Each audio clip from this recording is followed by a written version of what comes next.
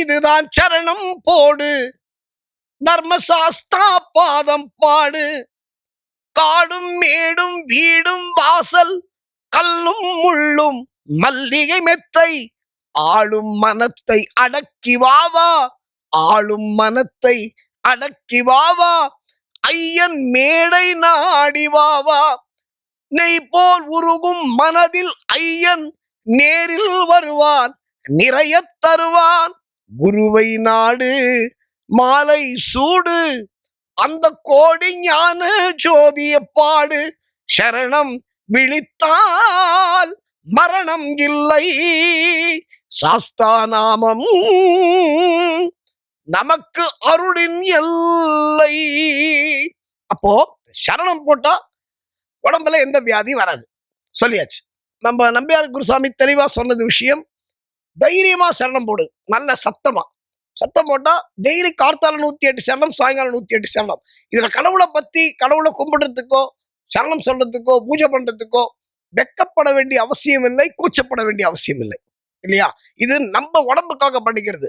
அதனாலதான் நம்பியார் சாமி ரொம்ப அழகா ஒண்ணுன்னு சொல்றாரு. எங்க குருசாமிங்கெல்லாம், இந்த விரத முறைகள் யார் சார் ரூம் போட்டு முடிவு பண்ணி எழுதினது அப்படின்னு நிறைய பேருக்கு ஒரு சந்தேகம் இருக்கு. இந்த விரத முறைகளை யார் சார் ரூம் போட்டு எழுத முடியும்? இதுல ஒரு சத்தியமான விஷயம் என்ன தெரியுமா? நம்பியார் குருசாமி சொன்ன ஒரு அற்புதமான ஒரு விஷயம். இதை விட ஒரு தெளிவா இந்த விஷயத்தை சொல்ல முடியாது. விரதம் இல்லாம சபரிமலைக்கு போறது என்பது காசு இல்லாத மாலுக்கு போற மாதிரி, கையில பர்ஸ் இல்லாம கடைக்கு போற மாதிரி. நான் உங்களுக்கு புரியுற மாதிரி சொல்றேன். நீங்க இன்னைக்கு ரொம்ப அட்வான்ஸ்ட் போன் 1 லட்சமா இருக்கலாம், 2 லட்சமா இருக்கலாம், 3 லட்சமா இருக்கலாம், 35,000 இருக்கலாம், 40,000 இருக்கலாம், 10,000 இருக்கலாம். இவ்வளவு ரூபாய்க்கு நீங்க போன் வாங்கினாலும் ஒரு சின்ன சிம் போடலன்னா அந்த போன் வேஸ்ட், பொம்மை தானே. இப்ப நீங்க என்னதான் பெரிய போன், 2 லட்சம் ரூபாய் நான் போன் வச்சிருக்கேன் சார், நான் வந்தா சார், சரி ஓகே வச்சுக்கோ, உள்ள ஒரு சிம் இல்லைன்னா அது வேஸ்ட். அதுதாங்க விரதம். சபரிமலைக்கு நீ விரதம் இல்லாம போறது சிம் இல்லாத போன் மாதிரி. இதை விட தெளிவா யாராவது சொல்ல முடியுமா? அதை விட முக்கியமான விஷயம் என்ன தெரியுமா? நிறைய பேர் நேத்திக்கு மாலை போட்டு நாளைக்கு மலைக்கு போறது. சார் என்னால 15 நாள் தான் சார் இருக்க முடியும், அதுக்கு மேல இருக்க முடியாது சார்.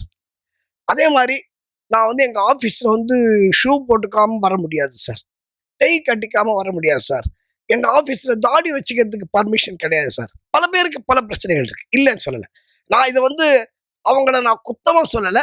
இது எல்லா மக்களுக்கும், இந்த கம்பெனில வேலை செய்யறவங்க எல்லாருக்குமே இந்த பிரச்சனை இருக்கு. இதுக்கு ரொம்ப தெளிவா குருசாமிகள் சொல்லி இருக்கிறார்கள், வழிகாட்டி இருக்கிறார்கள். என்ன தெரியுமா?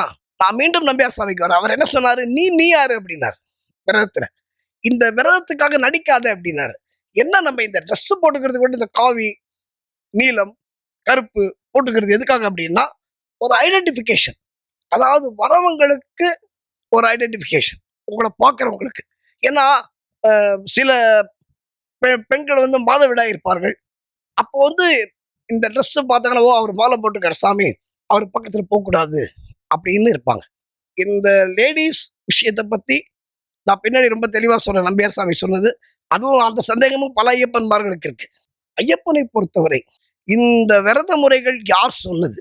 பாகவதம் 18 புராணம் இருக்குன்றது எல்லாருக்கும் தெரியும். அதை நம்ம ரொம்ப உள்ள போக வேண்டாம். 18 புராணம், அதுல முக்கியமா பூதநாத உபாக்கியானம் என்ற ஒரு பகுதி இருக்கிறது. அந்த பகுதி முழுக்க முழுக்க முழுக்க முழுக்க சாஸ்தாவை பற்றிய செய்திகள் மட்டுமே அதுல இருக்கும். என்ன பாகவதத்துல இருக்கா அப்படின்னா நீங்க செக் பண்ணி பார்த்துக்கலாம். இது நான் இவ்வளவு பெரிய சேனல்ல பேசும்பொழுது ஒரு பொய் சொல்லிட்டு போக முடியாது. பூதநாத உபாக்கியானம் என்ற பகுதி, அந்த பூதநாத உபாக்கியானத்திலே சபரி யாத்திரை விதிமுறைகள்னே இருக்கு தனியா. இது எப்ப புக் எழுதினது? இந்த காலத்துல நாங்கெல்லாம் உட்காந்து எழுதின புக் இல்லை, இந்த குருசாமிகள்லாம் எழுதி வச்ச புக் இல்லை. ஐயப்பனே உபதேசம் செய்த விரத முறைகள் மட்டுமே அந்த பூதநாத உபாக்கியானத்திலே சொல்லப்பட்டிருக்கிறது.